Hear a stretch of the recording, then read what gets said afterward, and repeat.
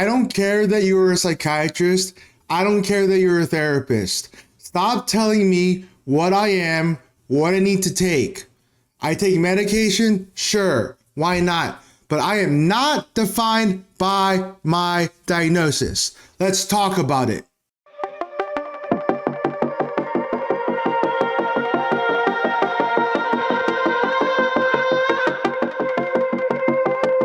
Hey guys, welcome to the video. It's Johnny Judoka.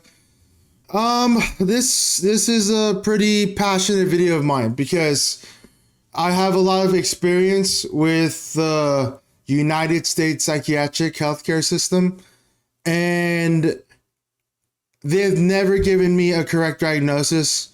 The only diagnosis that was correct was from a therapist who recognized that I had OCD, both the intrusive thoughts and then the behaviors that I participated in. And, you know, we live in a society, especially in the States, where pills are pushed on us all the time. And anytime we try to get healthy, right, there's all these different kinds of false advertising, right? Like a lot of the fitness industry is false advertising, right? So when we are dealing with depression, anxiety, grief, trauma, we are put on pills because that's what we're told to. We're told to see a doctor. They diagnose us. Psychiatry isn't a really old form of medicine. It's pretty new. And so if you're pretty new at something as a doctor, you're going to be pretty crappy about it, or you just are going to be a bad doctor. I've had no doctors be correct about my diagnosis ever.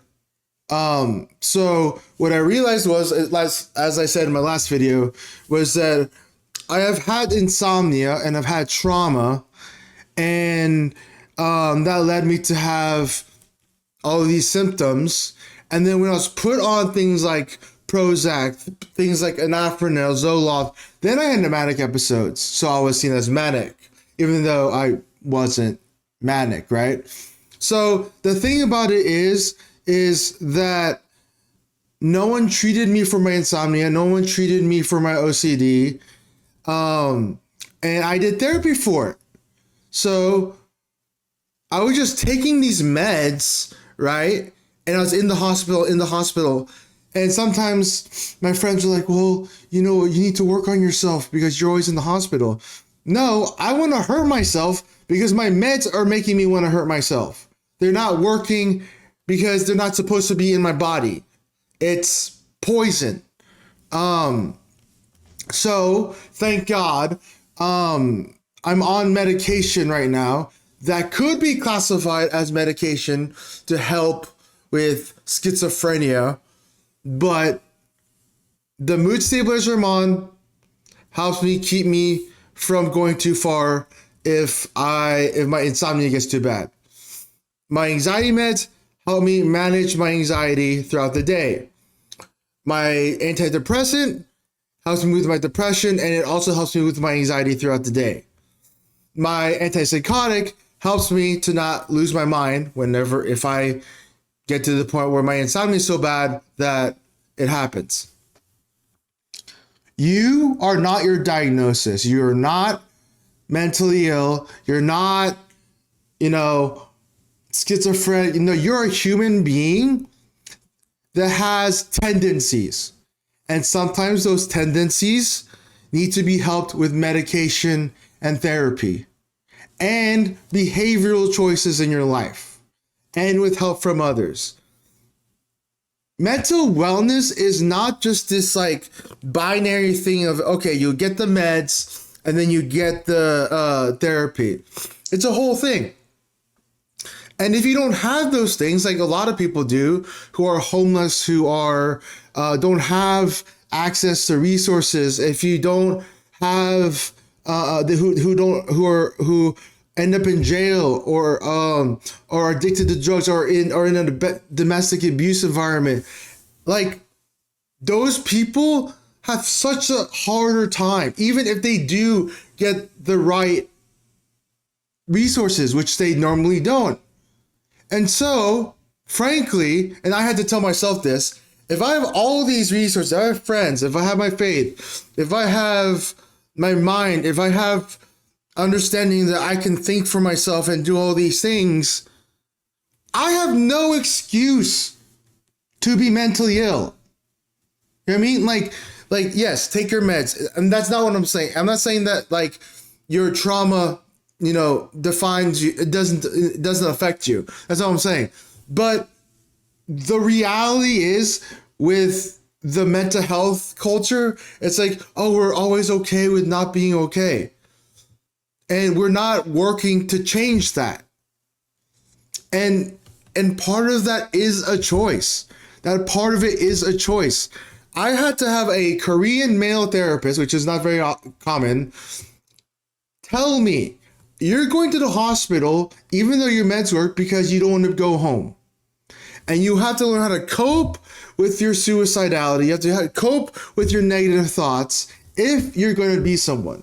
And for 3 years, I hated him. And then he was right and I started to change.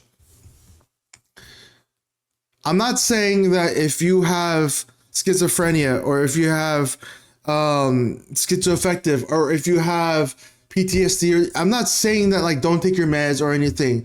The thing is, do what you can. That's all you can do. Do what you can. If something in your life is affecting your ability to deal with your mental illness and it's not good, you need to find the courage to overcome that and set that boundary. I get it. I get it. I thought that I was the worst person. I had all these issues. And then through the grace of God, I figured out how to deal with my issues. Like someone with OCD, like me, with all I've been through, like I should be so negative. I should be so just obsessed with negative thoughts, and I was for a time. That's my mom, by the way. But at the end of the day, you have to be able to own up to your own self and know that some of the mental sickness is caused by you, and you need to overcome that with therapy. For some people, it's faith, with a doctor, but something. I wasn't intending to make this video super aggressive, but you're not your diagnosis. I'm not mentally ill. I have tendencies that I need medication to help me. Okay? Don't see these labels as death sentences. Okay? You're alive still. I hope, even though I was a bit loud today, that there was some positivity and hope in this.